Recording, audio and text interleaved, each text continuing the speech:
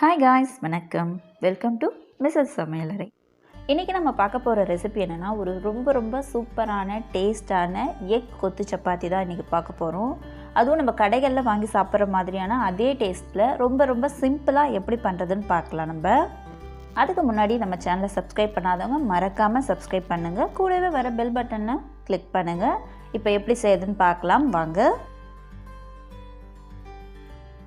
இந்த எக் கொத்து சப்பாத்தி பண்ணுறதுக்கு ஃபஸ்ட்டு இன்றைக்கி நான் 3 சப்பாத்தி எடுத்திருக்கேன். இதுக்கு சப்பாத்தி நம்ம ஃப்ரெஷ்ஷாக செய்யணும்னு அவசியம் இல்லை. காலையில் செஞ்சது இல்லை நைட்டு செஞ்சது மீந்தது இருக்குங்கயா, அந்த சப்பாத்தியை நம்ம இதுக்கு யூஸ் பண்ணிக்கலாம். நான் இப்போது 3 சப்பாத்தியை ரோல் பண்ணி கட் பண்ணிக்க போகிறேன். இதை ரொம்ப குட்டி பீஸாக கட் பண்ணணுன்னு இல்லை, கொஞ்சம் பெரிய பீஸாக கூட கட் பண்ணிக்கலாம். பாருங்கள், இந்த மாதிரி நான் சிசர் வச்சு கட் பண்ணிக்கிறேன். எல்லா சப்பாத்தியும் நான் கட் பண்ணி எடுத்து வச்சுட்டேன். பாருங்கள், இந்த அளவுக்கு சைஸு இருந்துச்சுன்னா கரெக்டாக இருக்கும். அடுத்தது இதுக்கு தேவையான முக்கியமான பொருள் என்னென்னா, இந்த சிக்கன் குழம்பு தாங்க. நான் சப்பாத்தி கூட செஞ்ச சிக்கன் குழம்பு. இதுவும் ஒரு கப் அளவுக்கு நான் எடுத்து வச்சுருக்கேன். இதுக்கு சிக்கன் குழம்பு தான் வேணும்னு இல்லை, மட்டன் குழம்பு, வெஜ் குருமா எதனா இருந்துச்சுன்னா கூட கரெக்டாக இருக்கும். 3 சப்பாத்திக்கு இந்த அளவுக்கு குழம்பு, அதாவது ஒரு கப் அளவுக்கு குழம்பு இருந்துச்சுன்னா கரெக்டாக இருக்கும். இப்போ இது ரெண்டும் தனியாக இருக்கட்டும். இதுக்கு அடுத்தது நான் 3 சப்பாத்திக்கு 4 முட்டை எடுத்திருக்கேன். உங்களுக்கு இன்னொரு முட்டை வேணும்னா கூட 5 கூட எடுத்துக்கோங்க. ஆனால் இதுவே கரெக்டாக இருக்கும். இப்போ எல்லா முட்டையும் ஒரு கிண்ணத்தில் உடைச்சி ஊற்றிக்கலாம். ஊற்றிட்டு இதை நல்லா பீட் பண்ணி எடுத்து வச்சுக்கலாம். நல்லா பீட் பண்ணியாச்சு. இப்போ எல்லாம் ரெடி ஆகிடுச்சு. இப்போ நம்ம செய்ய ஸ்டார்ட் பண்ணிடலாம்.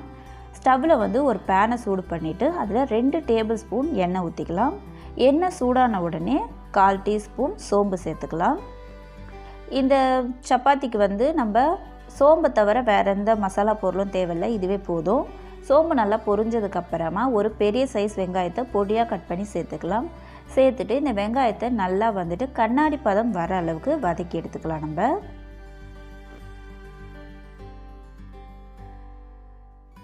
வெங்காயம் நல்லாவே வதங்கி வந்துடுச்சு. இப்போ ஒரு 1/4 டீஸ்பூன் இஞ்சி பூண்டு விழுது சேர்த்துக்கலாம். இஞ்சி பூண்டு விழுது சேர்த்ததுக்கப்புறமா இதோட பச்சை வாசனை போகிற அளவுக்கு நல்லா வதக்கி எடுத்துக்கலாம்.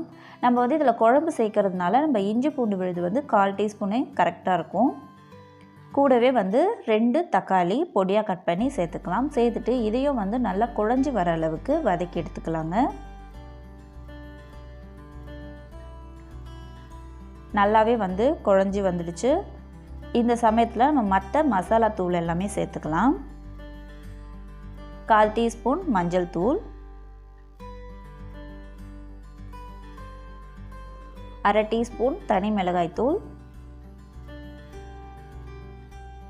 1/2 டீஸ்பூன் தனியாத்தூள், 1/4 டீஸ்பூன் கரம் மசாலா எல்லாத்தையும் சேர்த்துட்டு எல்லாத்தோட பச்சை வாசனை போகிற அளவுக்கு நல்லா வதக்கி எடுத்துக்கலாங்க.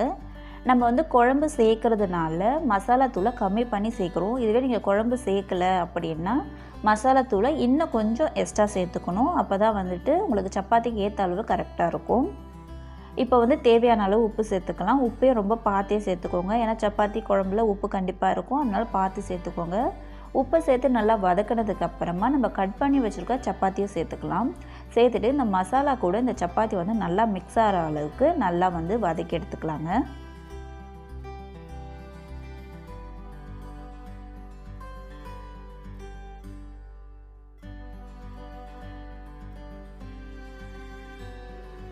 நல்லாவே மிக்ஸ் ஆகிடுச்சு. இப்போ நம்ம எடுத்து வச்சுருக்கோம் இல்லையா குழம்பு, அதையும் சேர்த்துக்கலாம்.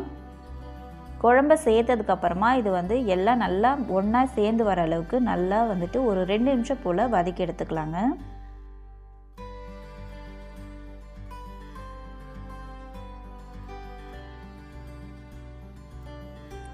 நல்லா இதை கலந்து விட்டதுக்கப்புறமா இப்போ முக்கியமாக இந்த மாதிரி கரண்டி வச்சு நல்லா கொத்தி விடணும். அதாவது கடைகள்லாம் பார்த்துருப்பீங்க, இந்த பரோட்டா போட்டு இந்த மாதிரி நல்லா கொத்துவாங்க. அந்த மாதிரி கொத்தினா தான் இந்த குழம்பு இந்த சப்பாத்தி எல்லாமே ஒன்று சேர்ந்து வரும். அதனால் இது போல் நல்லா கரண்டி வச்சு குத்தி விடுங்க. பாருங்கள், எல்லாமே நல்லா பொடியாக வந்துடுச்சு. இப்போ நம்ம கலந்து வச்சுருக்கோம் இல்லையா முட்டை, அதையும் இது கூட சேர்த்துடலாம். முட்டையை சேர்த்த உடனே கலந்து விடக்கூடாது. ஒரு 30 செகண்ட் போல் அப்படியே இருக்கட்டும்.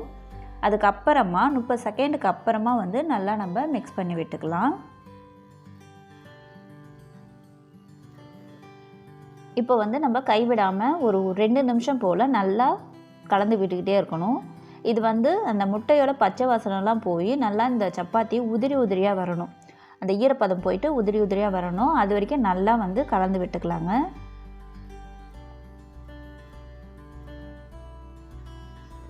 பாருங்கள், சப்பாத்தி வந்து நல்லா உதிரி உதிரியாக வர ஆரம்பிச்சிடுச்சு. இப்போ லாஸ்ட்டாக வந்து ஃப்ரெஷ்ஷான கொத்தமல்லி இலைகளை தூவி இறக்கிட வேண்டியதுதான். இது கொத்தமல்லி வந்து கொஞ்சம் அதிகமாக சேர்த்தா ஃப்ளேவர் ரொம்பவே நல்லாயிருக்கும். சூப்பரான டேஸ்ட்டான எக் கொத்து சப்பாத்தி நமக்கு ரெடி ஆகிடுச்சு. இதே மாதிரி நீங்களும் உங்கள் குழந்தைங்களுக்கு செஞ்சு பாருங்கள். அவங்க ரொம்ப விரும்பி சாப்பிடுவாங்க. இந்த வீடியோ உங்களுக்கு பிடிச்சிருக்கும்னு நினைக்கிறேன். பிடிச்சிருந்தால் மறக்காமல் மிஸ்ஸஸ் சமையலறை சேனலை சப்ஸ்கிரைப் பண்ணுங்கள். கூடவே வர பெல் பட்டனை கிளிக் பண்ணுங்கள். லைக் பண்ணுங்கள், ஷேர் பண்ணுங்கள், கமெண்ட் பண்ணுங்கள். தேங்க்ஸ் ஃபார் வாட்சிங்.